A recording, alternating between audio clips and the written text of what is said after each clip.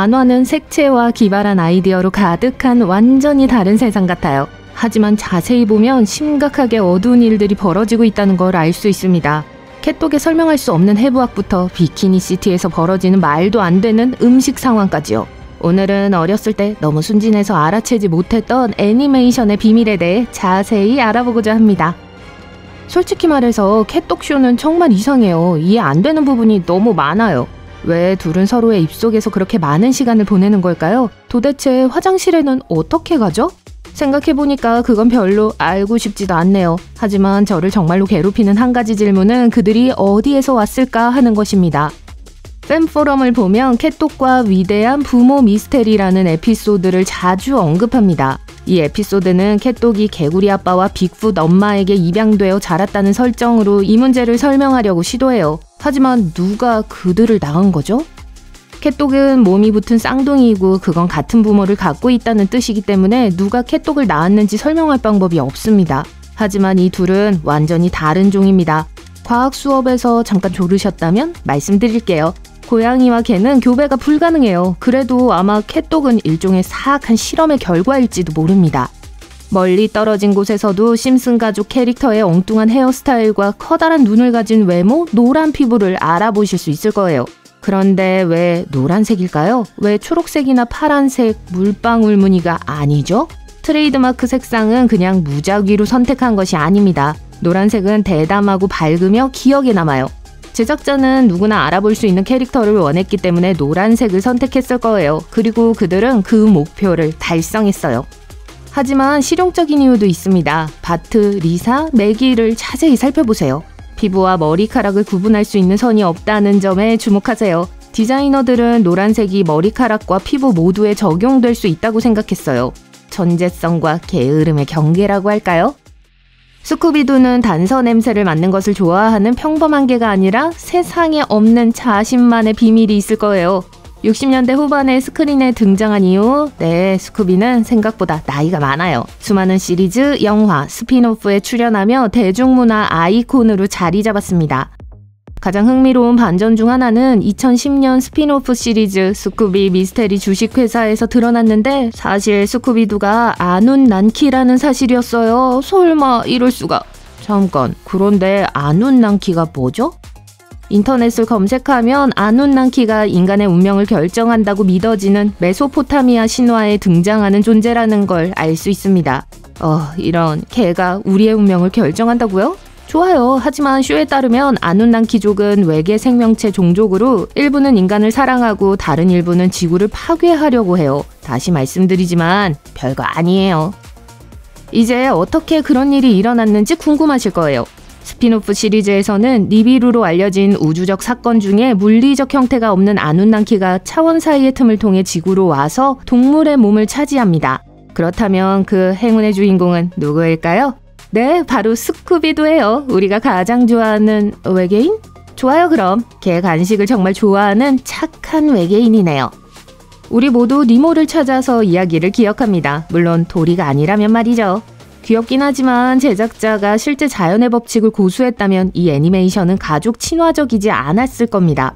실제로 니모와 니모의 부모 같은 클라운피쉬는 순차적 자웅동체예요. 즉 생물학적으로 수컷으로 태어났다가 사회 집단에서 균형 잡힌 개체수를 유지하기 위해 필요할 때 암컷으로 성별을 바꿀 수 있어요. 다시 말해 번식을 위해 성별을 바꿀 수 있다는 뜻입니다. 이제 그 사실을 알았으니 자연의 법칙에 따라 니모를 찾아서 영화가 실제로 어떻게 전개되는지 분석해볼게요. 니모는 바라쿠다가 나타나 어미와 부화하지 않은 알을 모두 먹어치운 후 유일하게 살아남았어요. 현실에서는 니모가 태어났을 때 니모의 아빠 말린에게 선택은 하나뿐이었어요. 엄마가 되는 것이었죠.